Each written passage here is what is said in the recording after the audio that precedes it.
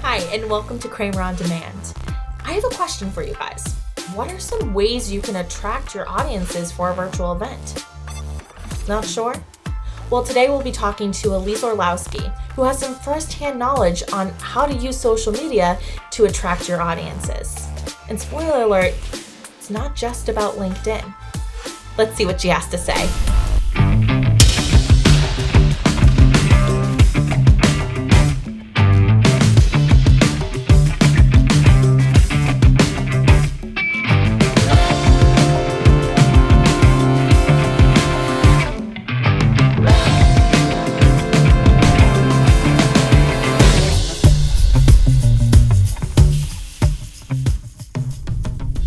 Hey, Elise.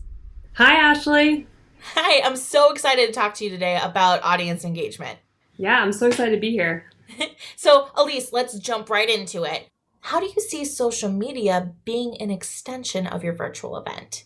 So I think when it comes to social media, what's really awesome is that, during a live event, what people really love is the connection and community that they can gain on site, at like a venue and in a ballroom, networking with one another. Social media can be a great way to create that same experience, but virtually. So it can be a helpful tool to not only promote your event before, during, and after, but can also be a really awesome way to create community and interaction with your audience. Absolutely. What are some social media platforms that you recommend? I think some of the obvious ones are YouTube, LinkedIn, Facebook, and Instagram. But when you're considering a social media platform, I really think there's two things that you should be considering. One is, how do I expand and grow my already established audience? And the other is, how do I engage my audience? And there's a lot of things that you can do, whether you're a business to business or whether you're a business to consumer. But all platforms, I think, can play a really big role in any type of situation. But actually, I think one of the great tools that's been a really big surprise to me is Instagram. It can actually be really, really useful. Instagram? How so?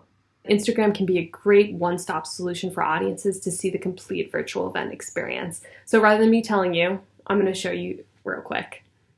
So pre-event, you can create fun content for your grid as well as your Insta stories. On your event homepage, I really love when people have a highlight reel with frequently asked questions where audiences can come anytime and get easy answers to their questions in a fun and engaging way. During your event, you can have Insta story posts on your grid as well as in your highlights, highlighting speaker times, virtual event meetups, breakouts, spaces where people can connect further.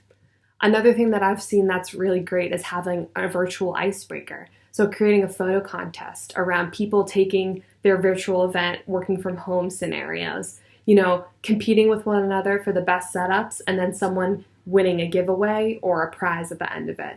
Again, all great ways for people to be able to engage with one another on a social media platform while during a virtual event experience. What about after the event? So after the event, the content that you've made definitely doesn't die. You can post a ton of, highlight reels to your Insta stories and your grid, and also get feedback from audience members for future events. And that's a great point, Elise, because that can be applied to all social media platforms, right? Absolutely. Yeah, I think it's really, at the end of the day, no matter what social media platform you're using, it's about creating good content with a great story that brings audiences back for next year. Thanks, Elise. I really appreciate your time. Thanks, Ashley. Of course, audience acquisition and engagement programs should be tailored to your organization. At Cramer, we work closely with our clients to understand their unique needs. So please feel free to reach out and tell us your objectives. We're happy to brainstorm. And make sure you tune in next time for the episode that will get you ready for your close-up. It's tips and tricks for presenting on camera with the Managing Director of Cramer Motion Studios, Scott Palmer. As always, thanks for watching.